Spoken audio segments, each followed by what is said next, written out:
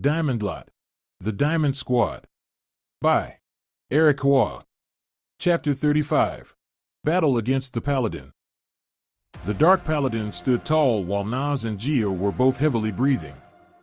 Individually, they were no match against their armored foe.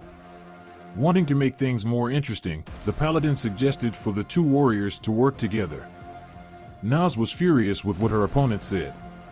She rushed into him and threw her barrage of punches, but her spiked gauntlets were met with the Paladin's shield. She kept throwing her punches, but what she didn't realize was that every time she hit his shield, it was storing energy. The Paladin was waiting to reflect all the energy at Naaz to finish her in one attack, but Gia caught wind of his strategy. She tried to warn Naaz, but the brawler was too focused to listen. The Paladin stood waiting for Naaz to land one final punch before he unleashed his counterattack.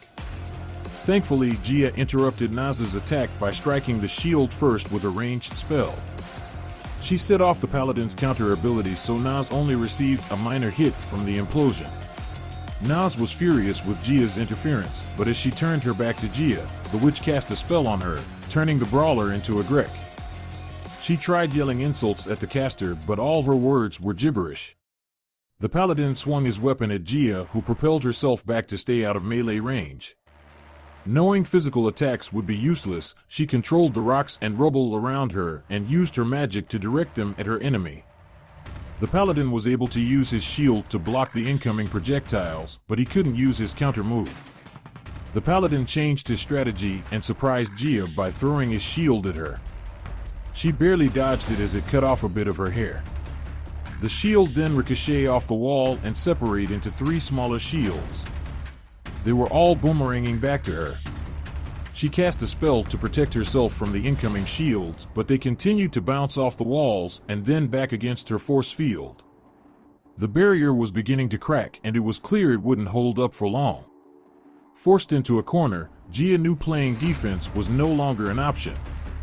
When the shields bounced off her force field again, she let go of her defense and then casted a curse at the Paladin.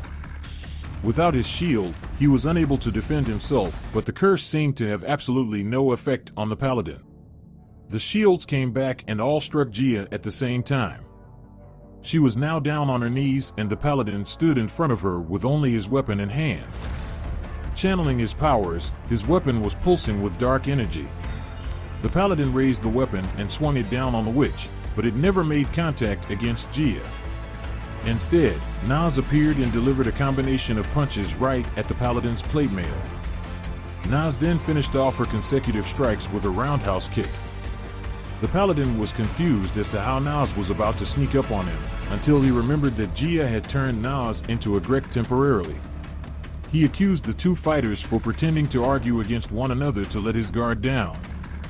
However, they both adamantly insisted that they hated one another.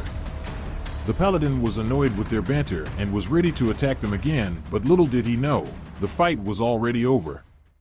He looked down and noticed that his armor was beginning to crack.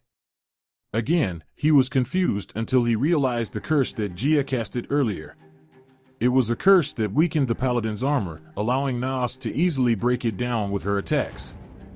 In addition, the curse also amplified all the damage the Paladin would receive. The Paladin had lost his composure and unleashed all the power he had left. On the other hand, Naaz calmly appeared in front of him and landed one more punch where the curse was cast. That was the final strike needed to cause the Paladin an immense amount of pain and have all his power backfire on him. Gia was still on her knees, but she saw Naaz extend an open hand after defeating their opponent. She was hesitant at first, but she eventually accepted the help. They both agreed that they would tell no one about what happened on the battlefield. Once they were both standing, they heard the sound of the war horn in the distance. They made their way towards the sound.